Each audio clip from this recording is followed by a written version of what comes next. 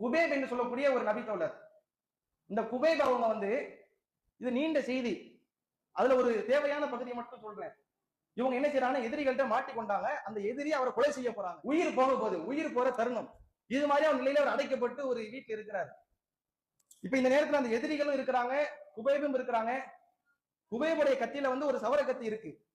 தன்னுடைய தேவையற்ற மூடிகளை அகற்றுவதற்காக அவர் வைத்திருக்கிறார்.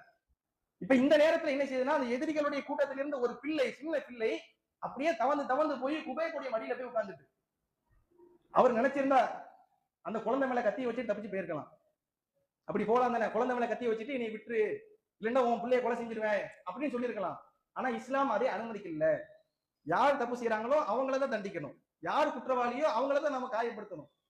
அதை விட்டுட்டு ஒரு குழந்தை மேல கை வைப்பேன், பெண்கள் மேல கை வைப்பேன் இப்படிங்கிறது கிடையாது. அவர் அந்த ஆயுதத்தை கையில் எடுக்கல. இந்த நிகழ்வை பார்த்த இவரே சொல்றாரு, நான் இந்த பிள்ளையை கொலை செய்யணும்னு நீங்க நம்பிக்கை நினைக்கிறீங்களா? அப்படி இல்ல, எங்க மார்க் அப்படி சொல்லி கொடுக்கலன்னு சொல்றாரு. இதை பார்த்து அவங்க இது மாதிரி ஒரு நபரை நான் பார்த்ததே இல்லைன்னு சொல்றாங்க. அப்படிப்பட்ட ஒரு சஹாபி கொலை செய்யறதுக்காக வேண்டி கொண்டு போறாங்க, அவருக்கு தண்டனை நிறைவேற்ற போறாங்க. அப்ப அவருடைய கடைசி ஆசையை கேட்கும் போது, உங்களுக்கு என்ன கடைசி ஆசை? எனக்கு 2 ரக்காயத்தை மட்டும் தொழுகணும், அனுமதி கொடுங்க. சுபஹானல்லாஹ், மௌத்து, உயிர் போக போகுது. அவர் நினைச்சிருந்தா கடைசி ஆசையா என்னென்னமோ சொல்லியிருக்கலாம். ஆனா அவர் என்ன கேட்கிறாருன்னா, நான் மரணிக்க போறேன், மாற்று கருத்து இல்லை, கொல்லப்பட போகிறேன். இந்த நேரத்தில் எனக்கு வேண்டியது 2 ரக்காயத்தை தொழுவதற்குரிய அனுமதி, அந்த நேர அவகாசம் எனக்கு வேணும், கொடுங்க. கொடுக்கப்படுது, தொழுகிறாங்க. தொழுது முடிச்சிட்டு திரும்பி அவங்க சொல்றாங்க, நான் தொழுதுட்டு இருக்கும்போது ரொம்ப நேரம் தொழுகணும், ரொம்ப சூறா ஓதி தொழுகணும்னு ஆசை.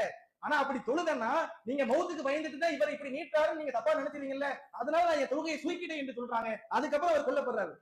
அப்ப ஒரு உபரியான தொழுகைக்கு மரண தருவாயில் இந்த நபித்தோடு முக்கியத்துவம் கொடுத்திருக்காருன்னா, நாம கடமையான தொழுகைக்கு சாதாரண நேரத்தில் முக்கியத்துவம் கொடுக்க மாட்டேங்கிறோம்.